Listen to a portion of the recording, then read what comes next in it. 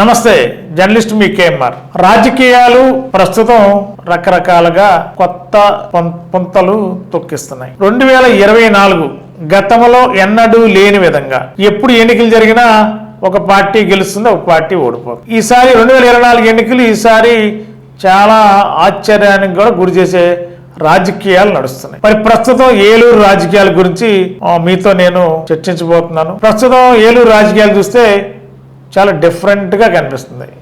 2024 ఎన్నికల్లో ఏలూరు నియోజకవర్గంలో కూటమి వర్సెస్ వైఎస్ఆర్సీపీ ఆలనాని గారు ఓడిపోయారు. మరి బడేడి సంటి గారు ఎమ్మెల్యేగా గెలిచారు. మరి కూటమి విజయ దుందుబి మోగించింది రాష్ట్రంలో, ఏలూరులో కూడా. ఆ తర్వాత రాజకీయాలు శరవేగంగా మారాయి.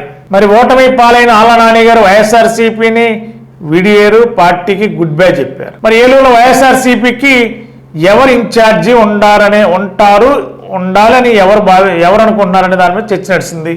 మరి అట్టకేలకు వైఎస్ఆర్సీపీ అధిష్టానం మరి ఏలూరు వైఎస్ఆర్సీపీ ఇన్ఛార్జిగా మామిలిపల్లి జయప్రకాష్ గారిని నియమించింది. మామిలిపల్లి జయప్రకాష్ గారిని నియమించిన క్షణం నుండి జయప్రకాష్ గారికి అడుగడుగున ఏలూరులో తెలుగుదేశం పార్టీ అనేక రూపాల్లో అనేక విధాలుగా చెక్ పెట్టే ప్రయత్నం చేస్తున్నట్టుగా కూడా తెలుస్తుంది.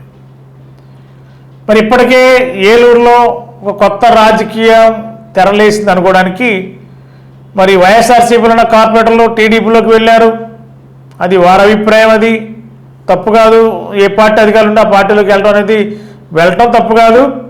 మరి లోకల్గా ఉన్న స్థానిక ఎమ్మెల్యే ఆ పార్టీ వైఎస్ఆర్సీపీ కార్పొరేటర్ని జాయిన్ చేసుకునే విషయంలో ఆచితూసి అంచనాలు రూపొందించుకుంటూ డివిజన్లో టీడీపీ కేడర్ దెబ్బతినకుండా వైఎస్ఆర్సీపీ కార్పొరేటర్ని వైఎస్ఆర్సీపీలో ఉండనీయకుండా టీడీపీలోకి వస్తే టీడీపీను ఆ క్లస్టర్ ఇన్ఛార్జీలు కలిపి టీడీపీ బలోపేతానికి పనిచేయాలి.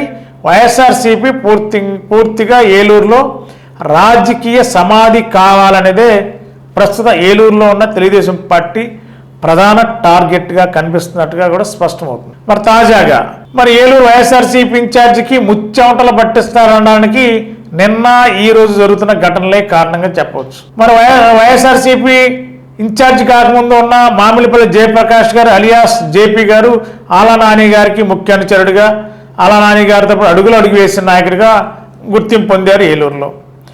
మరి జయప్రకాష్ గారికి అనుచరులుగా ఏలూరులో కొంతమంది కార్పొరేటర్లు, కొయ్య సత్యబాబు గారా, లేదంటే కొంతమంది కాపు సామాజిక వర్గాలకు సంబంధించిన వాళ్ళు, జేపీ గారితో దగ్గర సంబంధాలు ఉన్న వాళ్ళు కూడా గత వైఎస్ఆర్సీపీ పార్టీలో ఉన్నప్పుడు కూడా వీళ్ళందరూ కలిసి ప్రయాణం చేశారు. 2024 ఎన్నికల తర్వాత జరిగిన రాజకీయ పరిణామాల నేపథ్యంలో ఇప్పుడు ఏలూరులో ఉన్న వైఎస్ఆర్సీపీ ఎవరైతే కాపు సామాజిక వర్గం సంబంధించిన నాయకులు ఉన్నారో వాళ్ళందరూ కూడా రోజుకొక రాజీనామా, పార్టీకి వైఎస్ఆర్సీపీ పదవులకు రాజీనామా చేస్తూ రాజకీయ వ్యూహాత్మకమైన చక్రం తిప్పుతున్న తెలుగుదేశం పార్టీ స్థానిక నాయకత్వం.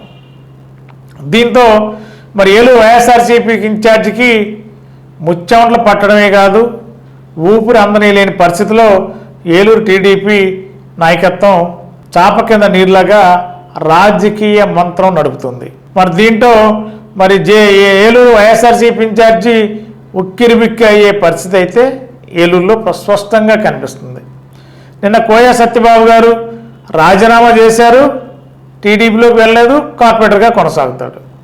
బత్తెన విజయకుమార్ గారు 27వ డివిజన్ వైఎస్ఆర్సీపీ కార్పొరేటర్, ఈయన కాపు సామాజిక వర్గం సంబంధించిన నాయకుడు. ఈయన కూడా పార్టీకి రాజీనామా చేస్తారు, ఏ పార్టీలోకి వెళ్ళరు, కార్పొరేటర్గా కొనసాగుతారు. ఇంకా 4-5 కార్పొరేటర్లు ఉన్నారు. మరి ఇవాళ రేపట్లో మళ్ళా తెలుగుదేశం పార్టీ స్థానిక నాయకత్వం ఒక స్ట్రాటజీగా ముందుకు వెళ్తుంది. ఎవరైతే మామిలిపల్లి జయప్రకాష్ గారికి ఫాలోవర్స్గా ఉంటారో, లేదంటే వైఎస్ఆర్సీపీలో నాయకులుగా ఉంటారో వాళ్ళందరినీ కూడా 1 by 1 ఒకరి తర్వాత ఒకరిని ఆ పార్టీకి రాజీనామా చేసి ఏలూరు ఇన్ఛార్జికి ఎక్కడ కూడా ఊపిరి అందన విధంగా ఒక్క పోత పెట్టే పరిస్థితి అయితే ఏలూరు తెలుగుదేశం పార్టీ చేస్తుండడంలో ఎలాంటి సందేహం లేదు. తెర వెనక రాజకీయం ఇలాగే ఉంటుంది.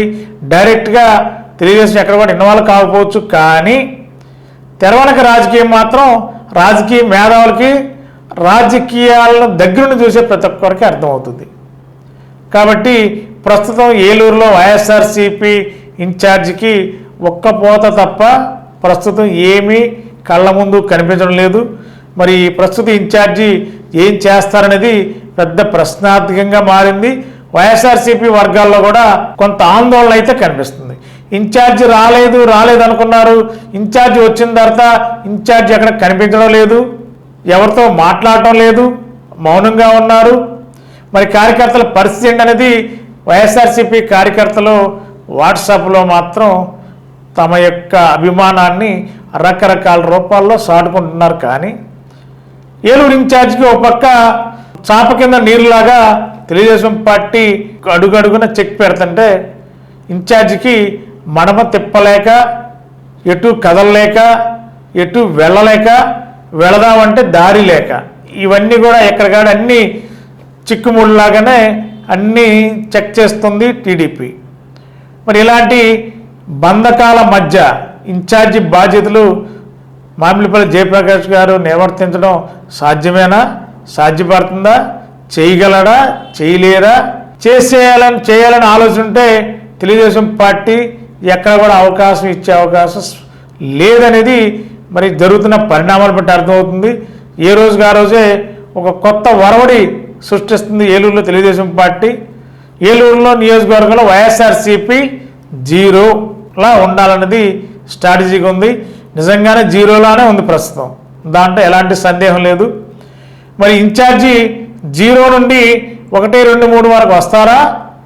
ఇన్ఛార్జి కూడా జీరో లెవెల్లోనే ఆ పార్టీ నుంచే పరిస్థితి చేస్తారా అనేది ఏలూరులో పెద్ద చర్చ నడుస్తుంది. ఎక్కడికి వెళ్ళినా కూడా ప్రతి క్షణం 10 మంది ఉన్న ప్రతి ప్రాంతంలో కూడా ఇదే చర్చ నడుస్తుంది.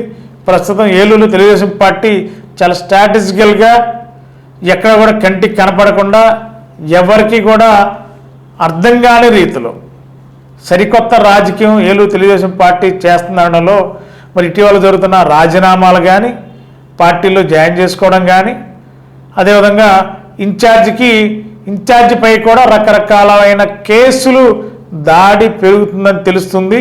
మరి ఇన్ఛార్జి ఆ కేసులు దాడి తట్టుకోగలడా, లేదంటే పార్టీని నడపగలడా, లేకపోతే ఏలూరులో ఇన్ఛార్జి పదవి తీసుకుని కాలక్షేపానికే పరిమితం అవుతారా అనేది కూడా ఏలూరులో పెద్ద చర్చ నడుస్తుంది. ప్రస్తుతం ఇన్ఛార్జి ఎక్కడ ఉన్నాడనేది కూడా తెలియడం లేదనేది వాళ్ళ పార్టీలో కార్యకర్తల చర్చ జరుగుతుంది. మరి ఏలూరులో తెలుగుదేశం పార్టీ స్ట్రాటజీకి వైఎస్ఆర్సీపీ ఇన్ఛార్జికి ఎలాంటి ముచ్చెమటలు పడుతుందో పట్టిస్తున్నారనేది సుస్పష్టంగా తెలుస్తుంది. కాబట్టి మరి ఏలూరులో రానున్న రోజుల్లో ఇన్ఛార్జి ఏ విధంగా పనిచేస్తారు, ఎలా ఉంటారు అనేది తాజాగా ఏలూరులో జరుగుతున్న చర్చ.